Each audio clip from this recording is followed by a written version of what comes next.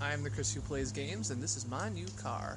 So I just bought a 2017 Volkswagen GTI. I'm not here in my garage. I don't have a million books, but I do have a neat car that I thought I would show people. So this is the 2017 Volkswagen GTI. This is the Mark 7 model GTI. I got the Sport.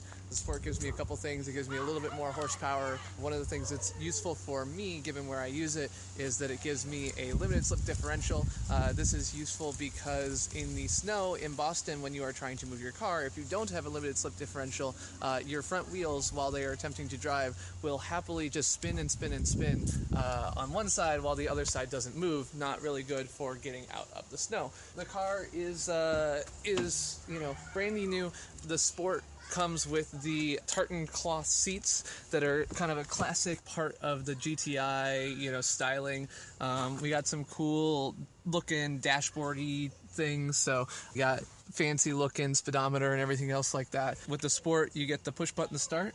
I'm driving a manual, of course, because why would I drive anything other than the manual? In the Sport, so you want to start the car, so you just push the button and the car starts right up for you.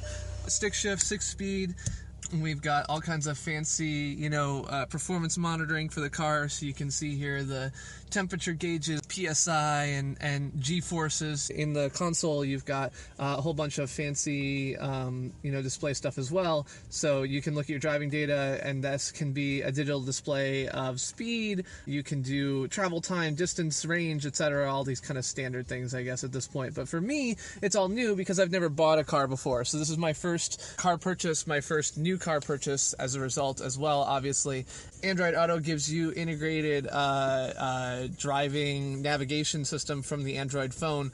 Other than that, it kind of sucks. I don't know how much I'm going to use it, but it does have, built-in USB and aux and all these other fancy things. Overall, I'm really happy with it. Fits the bill of what we were looking for. It's fun to drive. I took it out. I think my biggest concern with it at the moment, as far as fun to driveness, is that it is a little bit too hard to actually move this car fast enough to make it feel like it's challenged.